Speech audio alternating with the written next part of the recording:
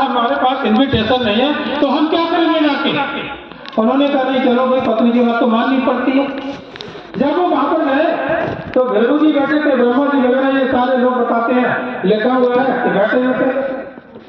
शंकर जी गए, उन्होंने ना दुआ ना सलाम ना नमस्कार ना प्रणाम और जाके बैठ गए। और दक्ष को बहुत गुस्सा आया। दक्ष ने भेड़ू जी से कहा, कहने लगे महाराज देखो ये हमारा दामाद आया कैसा, ना दुआ ना सलाम ना नमस्कार प्रणाम और आके बैठ गया चुपचाप।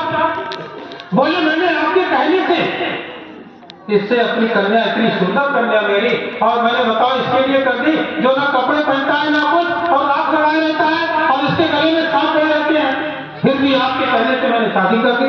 और इसमें देखो, अरे कम से कम मुझे पता ही नहीं है कि बड़ों का सत्कार कैसे किया जाता है। अब शंकर जी तो बैठे ही, उन्हें बड़ा गुस्सा आया। बोले क्या करें आप, ससुर है बना तो पट्टी मार लेते। उन्होंने कहा था कहीं भी नहीं सकते, मर्यादा के खिलाफ।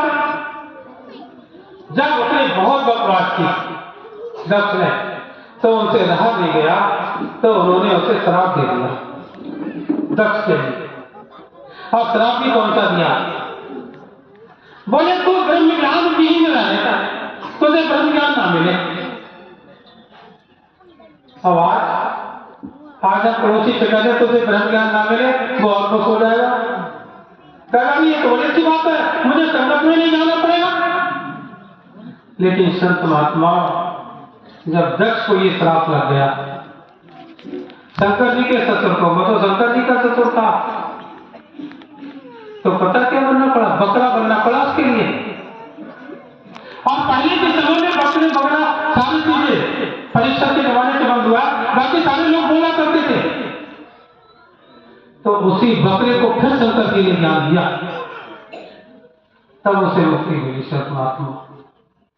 तो हम ब्रह्म ज्ञान के बिना कैसे, तो इसीलिए संतो ये जो भक्ति है, उमा कहूं मैं अनुभव अपना, हरि सत्य जगत एक सपना, ये स्वप्न ही है, आज है कल नहीं होगी क्या पता, कोई पता थोड़ी है। दूसरी बात, गरुड़ पुराण आप लोगों ने नहीं पढ़ा होगा, बड़ी अच्छी उसमें बात लिखी स्वर्ग अध्याय। जब कोई संसार का प्राणी शरीर छोड़ के जाता है तो उसे 13 दिन को यात्रा करनी पड़ती है, और उसकी जो यमपुरी की दूरी बताते हैं 40,000 किलोमीटर है। किलोमीटर मतलब इस समय की यूनिट बता रहा हूं, वो तो 4,000 यूनिट लिखा है, वो यूजन, और उसका कैलकुलेशन मुझे नहीं पता उसकी यूनिट क्या है, लेकिन इस समय की बता रहा हूँ 40,000 किलोमीटर, और 13 दिन में पूरी करनी है। तो वह 3,000 किलोमीटर पर डे चल रहा है, और बीच में ना कोई रेस्टोरेंट है, ना कोई पानी पीने के लिए व्यवस्था है, कुछ भी नहीं है, ना बैठा होकर कंटिन्यू आपको चल रहा है। और अगर नहीं चल पाए तो ये जीव जिसको आप फ्लाइट एक्सप्रेस बोला करते हो, जीव भी तो जाता है, शरीर तो चल जाता है, लेकिन ये जीव जब जाता है 13 दिन रगड़ रगड़ के जब पहुंचाया जाता है, तो इसे यही जान सकता है।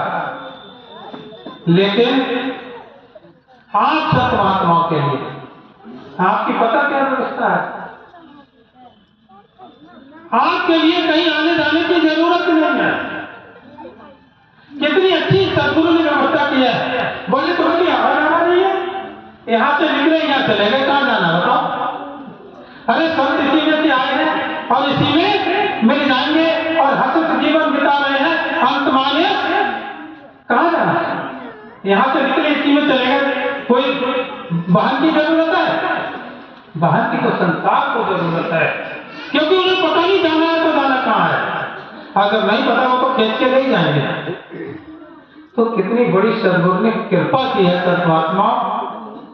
और दूसरी बात एक और लिखी है, उसमें लिखा है अगर कोई ब्रह्मज्ञानी संत जा रहा है, वही जाएगा तो ही तो धर्म अपना सिंहासन तोड़ता है, उसको बिठाता है, फिर उसकी आरती उतारता है, कहता है प्रभु जा सकते। कितनी बड़ी महिमा है ब्रह्मज्ञानी संत की। संसार में क्योंकि son the lord loves his self protect those who belong to him. Bible में लिखा है कि मैं अपने संतों से प्यार करता हूं। ये नहीं कहा कि मैं इधर उधर। अब आप समझ गए।